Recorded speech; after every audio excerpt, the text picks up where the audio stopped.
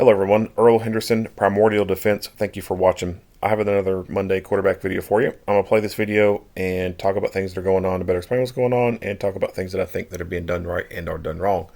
Here we go.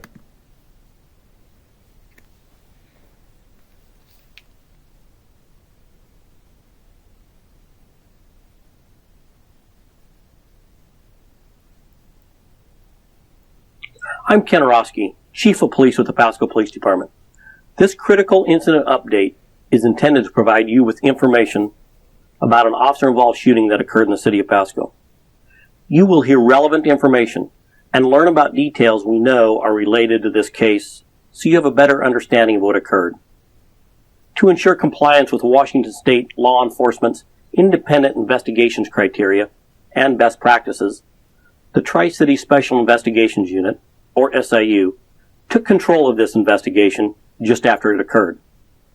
SIU is an independent team of skilled investigators who will report their findings of the criminal investigation to the Franklin County prosecutor.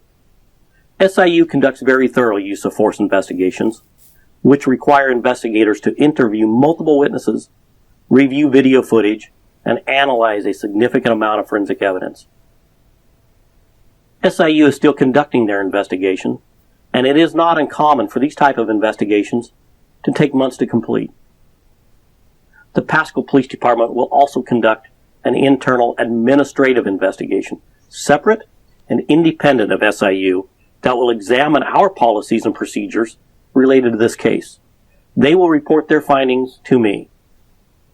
It is important to know that this information is preliminary, and we are at the early stages of this investigation. What we know could change as we gather more details of the incident. At this time, we do not draw any conclusion if the officers acted in accordance with department policy or laws until the investigation from SIU and our internal review is complete. Our officers often respond to rapidly evolving dangerous situations, and in an overwhelming majority of those incidents, the officers resolve them peacefully. When a police officer uses force to arrest a suspect or defend against an attack, it can be graphic and difficult to watch. The images, language, and information you are about to see may be disturbing. Viewer discretion is advised, especially for young children and sensitive viewers. Hello, I am Sergeant Pineda, the Public Information Officer of the Pasco Police Department. I will give you a brief overview of an incident that occurred on July 30th, 2020 at around 3:05 p.m. On July 19th, 2020, Santiago Ayala Pineda allegedly shot a firearm in the city of Kennewick, striking one person.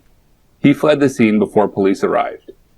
2 warrants, one for assault first degree and one for unlawful possession of a firearm, were issued for Ayala Pineda's arrest. On July 30th, 2020, regional investigators believed that Ayala Pineda was a passenger in a vehicle driving in the city of Pasco. Pasco Police street crime detectives were asked by regional investigators to assist with stopping this vehicle on Road 68 at Interstate 182. The Pasco detectives were wearing body-worn cameras, and their patrol cars were equipped with dash cameras when they stopped the vehicle on Road 68. The body-worn cameras used by the Pasco Police Department carry a 30-second buffer of video without audio. When a body-worn camera is activated, it goes back 30 seconds and starts recording.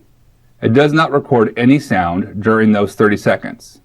This feature is designed to capture police activities that occurred suddenly when an officer doesn't immediately activate the camera.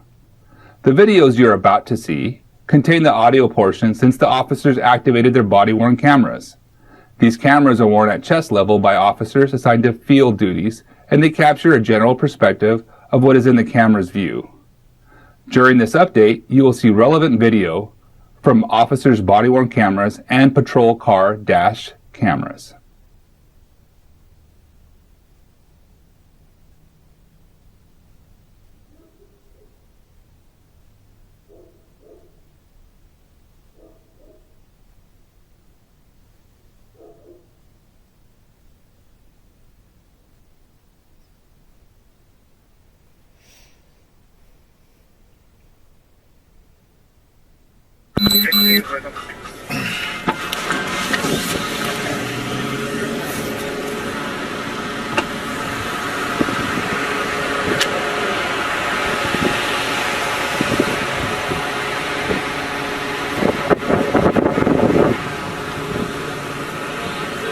you guys doing? Officer Corral, Pasco Police's traffic stop has been recorded, okay?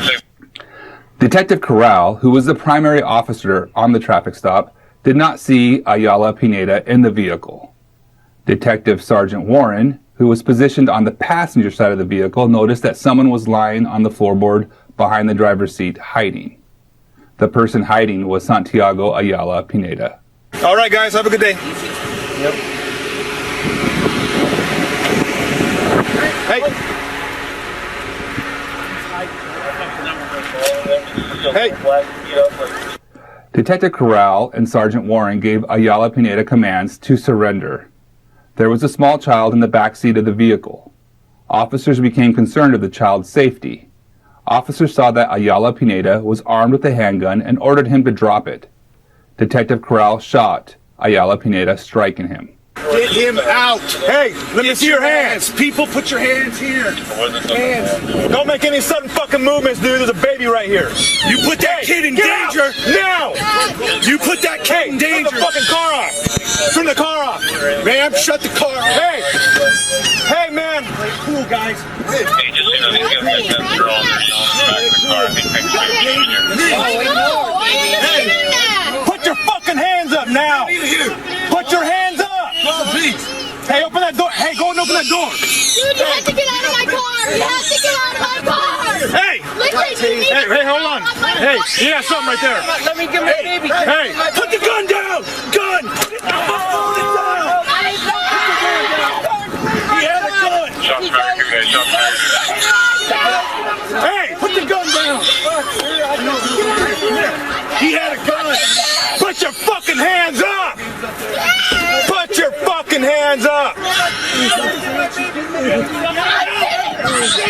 Put your fucking hands up. Keep your hands up. Go! Get out of here! Get out of here! Try to grab that gun! I'll fucking shoot you! You understand? You understand?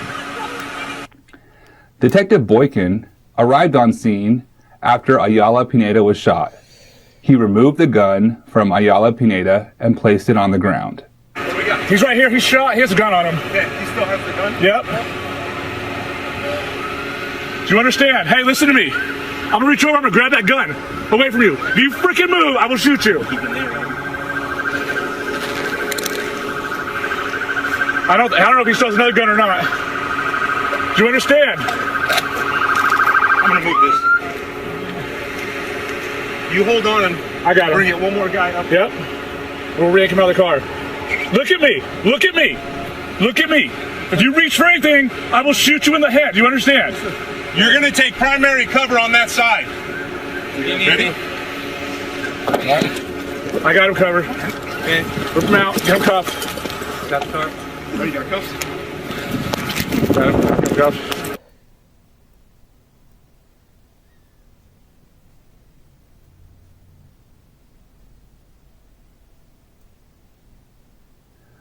Officers on scene immediately provided Ayala Pineda with first aid and called for paramedics. Ayala Pineda was transported to a local hospital where he was treated for his injuries. He was booked into the Benton County Jail for his outstanding warrants and assault in the first degree.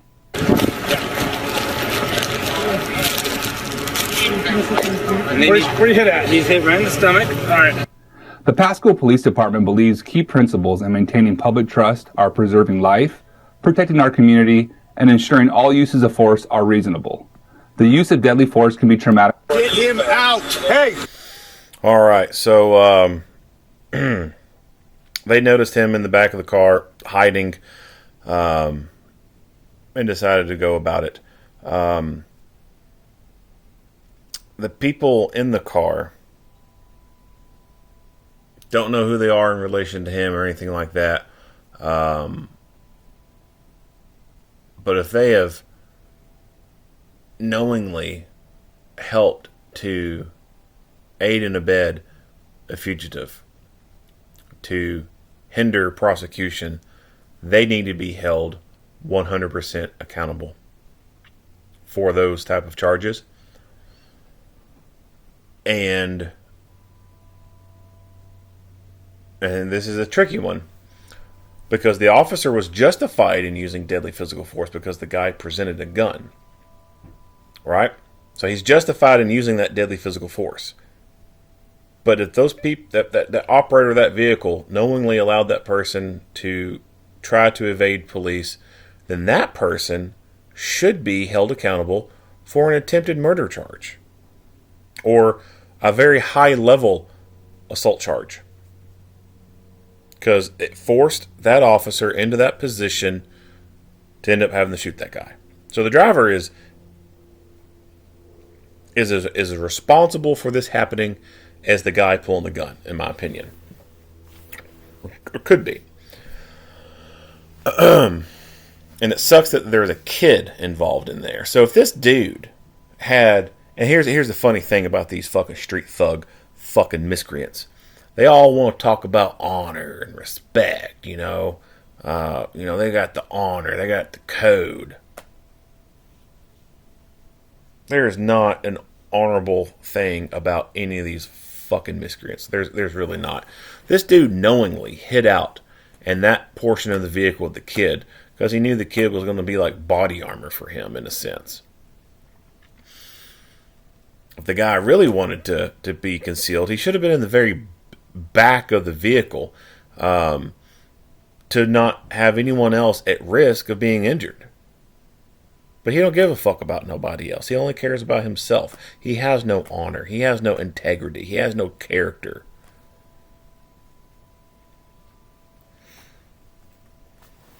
So before I go any further, I want to point out this tourniquet. I love the fact this officer is carrying a tourniquet. However, that strap does not need to be in the closed position.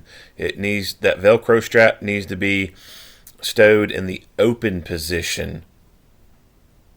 Reason being, if you have to reach down under stress and grab this tourniquet and start to put it on one arm, and you've got it tightened up, but then you try to put the windlass inside this little catchment area and the Velcro thing's in the way, chances of you being able to hold tension and remove that Velcro and then pop that thing in there without losing control of the windlass and it untightening on you, that's pretty low. You're probably not going to be able to do that. So for one-handed operations, it's a whole lot easier when you have the that Velcro retention strap closed in the, or not closed, but stowed in the open position. Yeah, that's going to cause a little bit of that loop of that material to stick out, but that's necessary so that you can be able to operate this thing efficiently with one-handed. Tighten up the windlass, put the windlass in that catchment thing, let it hit on whatever side, and then take the Velcro piece and slap it across and secure it in place. All right, so moving on from here. We don't get very good angles here from this camera, and we don't see anything from his.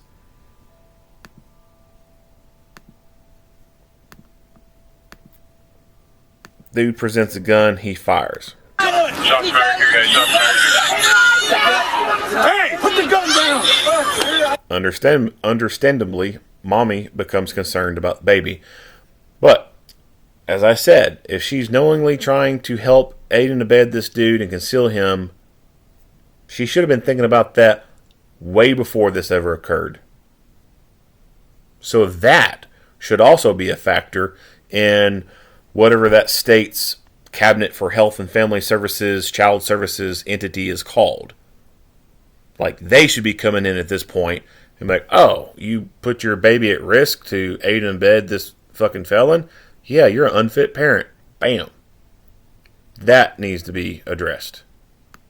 He had a gun! Acting like she's so concerned about him right now. Should have been concerned about him before you let fuckhead in the vehicle. Fucking hands up! Put your fucking hands up!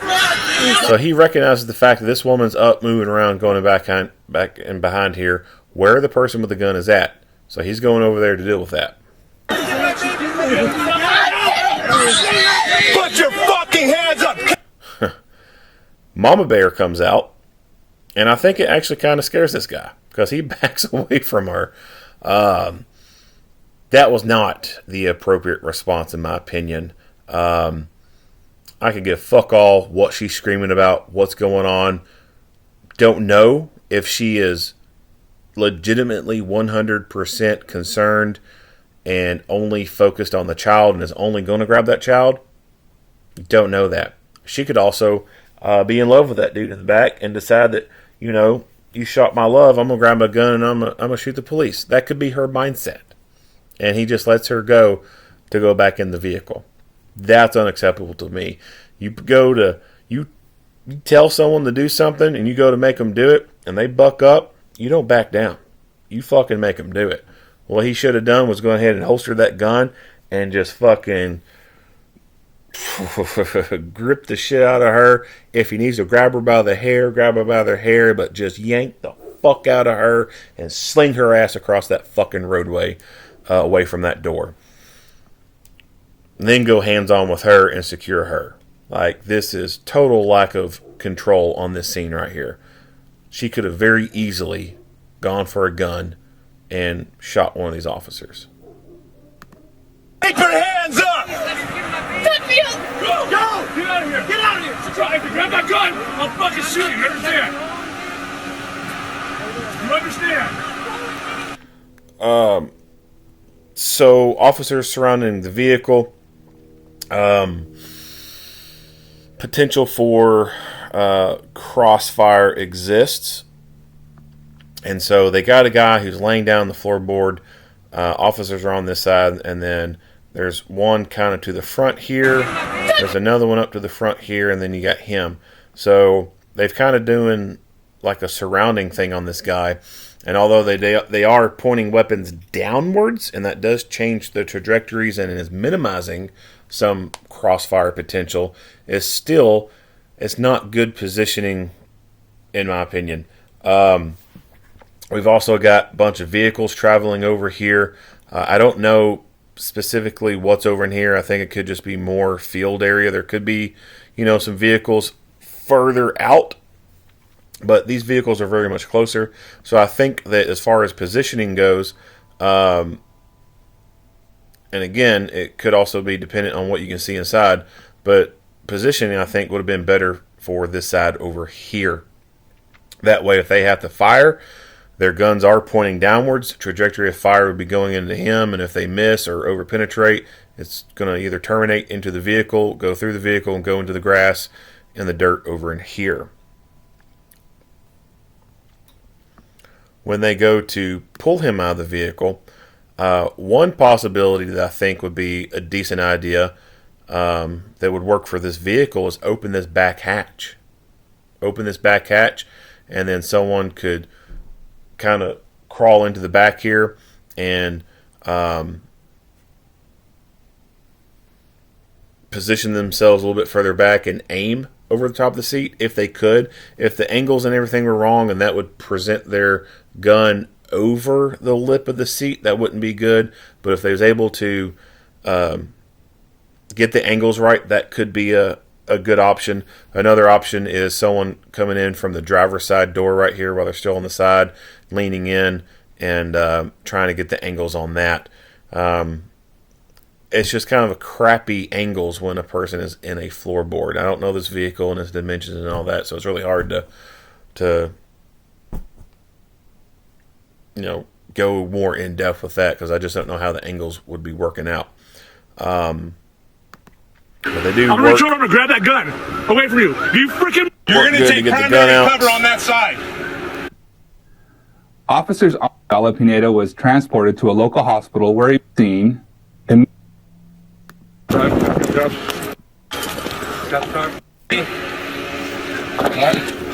got him covered. Okay, rip him out. Get him cuffed. Ready, got cuffs. And then they yank his ass out and start securing him.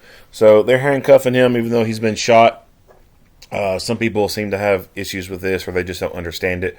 It's a common practice for police to handcuff people after they've been shot because people could get back up again and continue that fight. Just because someone's been shot doesn't mean that they are physically incapacitated.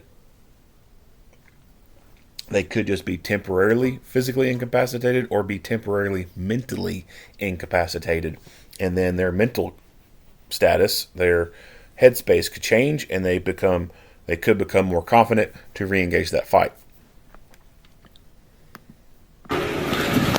Right. Yep. Where you hit at? He's hit right in the stomach. All right. The Pasco Police Department believes key principles in maintaining public trust are preserving outstanding warrants and assault in the first degree. So he's coming up, bringing a medical kit to this guy. Medical training and equipment is an important thing to have, and having the right stuff is important. So having TCCC style training, tactical combat casualty care, is the better medical training to have when it comes to this. Just your basic CPR, AED, first aid kind of class is not the most ideal thing, because the first aid stuff in those courses is kind of watered down and it's pretty basic. It doesn't go over real true trauma. Those classes are really only good for the CPR, AED aspect of it. The first aid stuff, realistically, a whole day could be devoted to just CPR alone. And when you put in a whole day for first aid can be dedicated for that. And when you start taking the CPR, AED stuff, and then you start mixing in the first aid into it and trying to roll it all into one for one course, the first aid stuff starts to take a hit, in my opinion. So I think that CPR, AED should just be its own standalone course, and then an actual first aid course, like a whole day of first aid, should be the next thing. I don't think they should all be combined like that. And that would allow you to be able to get a little bit more hands-on with better trauma stuff. Go over the things that you really need to be going over. Because in a standard CPR, AED first aid class from American Heart or American Red Cross, it's more of a first aid boo-boo kind of first aid class. It doesn't go over how to deal with gunshot wounds, stab wounds, etc. And the practicals that you do in it, you just take gauze and you wrap a person's arm, to mimic an injury. You apply pressure, you direct them to apply pressure, and then you get your bandage out and you wrap the arm up with the bandage, and then go from there. It doesn't go into how to use chest seals, how to insert a nasopharyngeal airway, how to utilize a tourniquet on someone, how to pack a wound, do junctional packing. It doesn't go over any of that. So if all you have is just a basic CPR, AED first aid class, you don't have enough to be able to deal with things like this. You need to have something along the lines of a TCCC oriented type of course. And then the equipment. So a lot of agencies and companies out there will only put a first aid kit in a car to meet some type of checkbox requirement, either because they want to become an accredited agency and that's one thing they got to do. They got to have first aid kits in all the vehicles, or it's some type of insurance requirement to have all the vehicles stocked with a first aid kit. It's just a checkbox kind of thing. Like, oh, we threw a first aid box in there. Check that off. We met that requirement. And in some places where it's like that, where it's just a check off thing, you'll see some places where they write on the fucking first aid box, "Do not open." Or they'll put fucking tape around it or something to prevent people from getting into it and ruining the stuff in it. Because you have to, when it comes to accreditation stuff, all that stuff gets opened and looked at, and to make sure you got all the stuff in there. And if you don't, then you get a check mark against you on receiving your accreditation. So as stupid as it sounds, there are places out there that have first aid kits that have the plastic still on them when they bought them. They're still in the plastic wrapping. They haven't been opened, and they wrote on the plastic on the outside of it, "Do not open." How fucking stupid is that?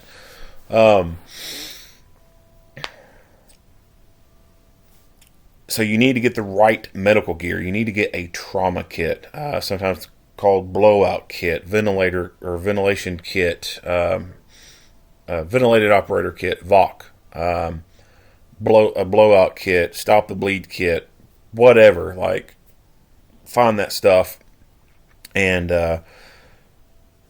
get it. Even if you don't know how to use it yet, still get it.